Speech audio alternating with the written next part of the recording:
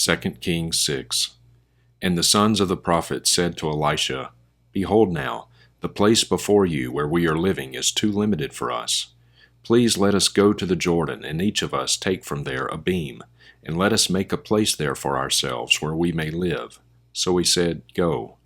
Then one said, Please be willing to go with your servants. And he answered, I shall go. So he went with them, and they came to the Jordan and cut down trees. Now it happened that as one was felling a beam, the axe head fell into the water, and he cried out and said, Alas, my master, for it was borrowed. Then the man of God said, Where did it fall? And when he showed him the place, he cut off a stick and threw it in there and made the iron float. And he said, Take it up for yourself. So he sent forth his hand and took it. Now the king of Aram was warring against Israel, and he counseled with his servants, saying, In such and such a place shall be my camp. And the man of God sent word to the king of Israel, saying, Beware that you do not pass this place, for the Arameans are coming down there. And the king of Israel sent to the place about which the man of God had told him. Thus he warned him, so that he guarded himself there more than once or twice.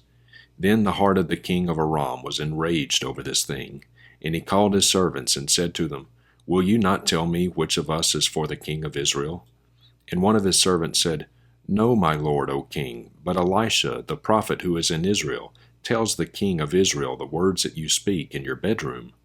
So he said, Go and see where he is, that I may send and take him. And it was told to him, saying, Behold, he is in Dothan. So he sent horses and chariots and a heavy military force there, and they came by night and surrounded the city.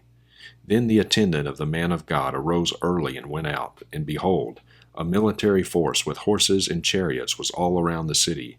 And his young man said to him, Alas, my master, what shall we do? So he said, Do not fear, for those who are with us are more than those who are with them. Then Elisha prayed and said, O Yahweh, I pray, open his eyes that he may see. And Yahweh opened the eyes of the young man, and he saw, and behold, the mountain was full of horses and chariots of fire all around Elisha. And they came down to him, and Elisha prayed to Yahweh and said, Strike this people with blindness, I pray. So he struck them with blindness according to the word of Elisha. Then Elisha said to them, This is not the way, and this is not the city. Walk after me, and I will walk you over to the man whom you seek. And he walked them over to Samaria.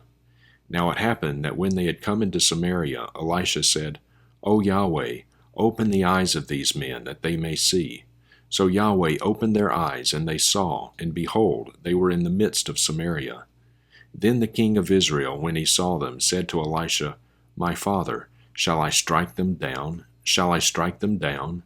And he said, You shall not strike them down.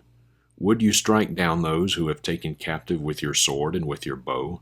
Set bread and water before them, that they may eat and drink and walk back to their master.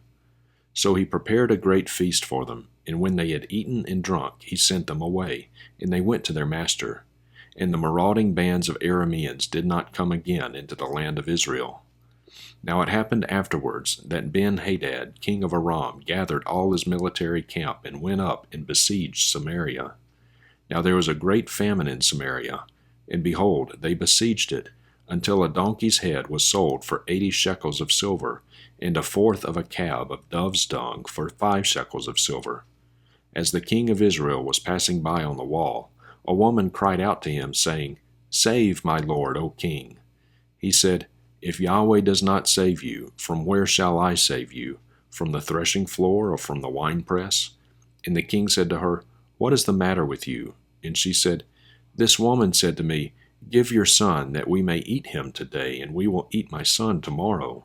So we boiled my son and ate him. And I said to her on the next day, Give your son, that we may eat him. But she has hidden her son. Now it happened that when the king heard the words of the woman, he tore his clothes. Now he was passing by on the wall, and the people looked, and behold, he had sackcloth beneath on his body. Then he said, May God do so to me, and more also, if the head of Elisha the son of Shaphat remains on him today. Now Elisha was sitting in his house, and the elders were sitting with him. And the king sent a man from his presence. But before the messenger came to him, he said to the elders, Do you see how this son of a murderer has sent to take away my head? Look, when the messenger comes, shut the door and hold the door shut against him. Is not the sound of his master's feet behind him? While he was still speaking with them, behold, the messenger came down to him and said, Behold, this evil is from Yahweh. Why should I wait for Yahweh any longer? 1 Timothy 3. It is a trustworthy saying, if any man aspires to the office of overseer, he desires a good work. An overseer then must be above reproach, the husband of one wife, temperate, sensible, respectable, hospitable, able to teach, not addicted to wine or pugnacious, but considerate, peaceable, free from the love of money, leading his own household well, having his children in submission with all dignity. But if a man does not know how to lead his own household, how will he take care of the church of God? And not a new convert, so that he will not become conceited and fall into the condemnation of the devil. And he must have a good reputation with those outside the church, so that he will not fall into reproach in the snare of the devil. Deacons likewise must be dignified, not double-tongued, not indulging in much wine, not fond of dishonest gain, but holding to the mystery of the faith with a clear conscience. And these men must also first be tested. Then let them serve as deacons if they are beyond reproach. Women must likewise be dignified, not malicious gossips, but temperate, faithful in all things. Deacons must be husbands of only one wife, leading their children and their own households well. For those who have served well as deacons obtain for themselves a high standing and great boldness in the faith that is in Christ Jesus. I am writing these things to you, hoping to come to you soon. But in case I am delayed, I write so that you will know how one ought to conduct himself in the household of God, which is the church of the living God, the pillar and support of the truth. And by common confession, great is the mystery of godliness. He who was manifested in the flesh was vindicated in the Spirit, seen by angels, proclaimed among the nations, believed on in the world, taken up in glory. Daniel 10. In the 3rd year of Cyrus, king of Persia, a word was revealed to Daniel, who was named Belteshazzar. And the word was true and one of great conflict. But he understood the word and had an understanding of what it appeared. In those days I, Daniel, had been mourning for 3 entire weeks. I did not eat any tasty food, nor did meat or wine enter my mouth, nor did I use any ointment at all until the entire 3 weeks were fulfilled. And on the 24th day of the 1st month, while I was by the bank of the great river, that is, the Tigris, I lifted my eyes and looked, and behold, there was a certain man dressed in linen, whose loins were girded with a belt of pure fine gold of Uphaz. His body also was like beryl, his face had the appearance of lightning, his eyes were like flaming torches, his arms and feet like the gleam of burnished bronze, and the sound of his words like the sound of a multitude. Now I, Daniel, alone saw the vision that appeared, but the men who were with me did not see the vision that appeared. Nevertheless, a great terror fell on them, and they ran away to hide themselves. So I alone remained and saw this great vision that appeared, yet no might remained in me, for my outward splendor turned to a deathly pallor, and I retained no might. But I heard the sound of his words, and as soon as I heard the sound of his words, I fell into a deep sleep on my face, with my face to the ground. Then behold, a hand touched me and set me shaking on my hands and knees.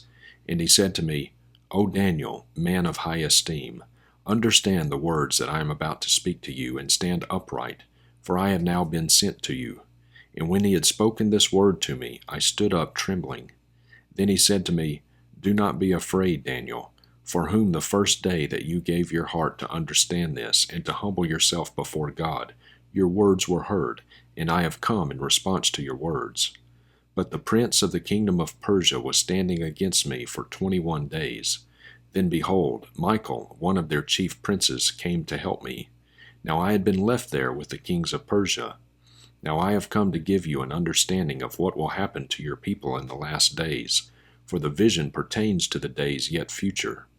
Now when he had spoken to me according to these words, I turned my face toward the ground and became speechless. And behold, One in the likeness of the sons of men was touching my lips. Then I opened my mouth and spoke, and said to him who was standing before me, O my Lord, as a result of the vision that appeared, pains have come upon me, and I have retained no might. Now how can such a servant of my Lord talk with such as my Lord? As for me, right now no might stands within me, nor does any breath remain within me. Then this one with the appearance of a man touched me again and strengthened me. And he said, O man of high esteem, do not be afraid. Peace be with you. Gather strength and be strong. Now as soon as he spoke to me, I received strength and said, May my Lord speak, for you have strengthened me. Then he said, Do you know why I came to you? But I shall now return to fight against the prince of Persia. So I am going forth, and behold, the prince of Greece is about to come. However, I will tell you what is inscribed in the writing of truth. Now there is no one who exerts strength with me against these forces except Michael your prince.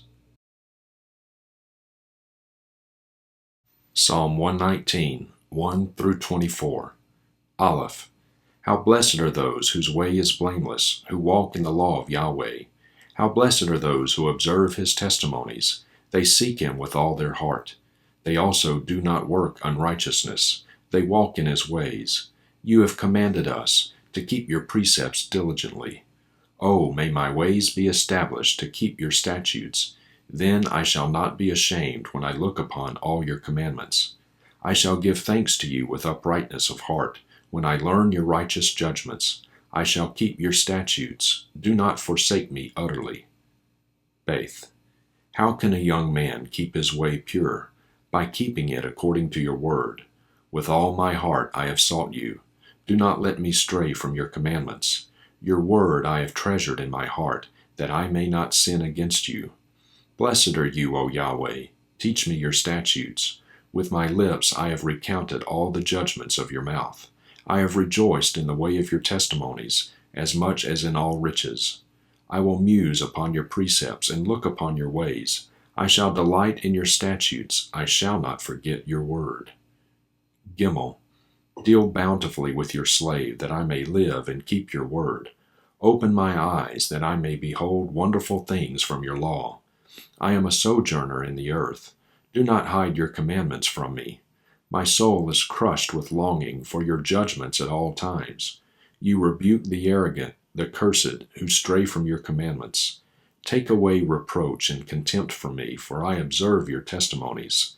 Even though princes sit and talk against me, your slave muses on your statutes. Your testimonies also are my delight.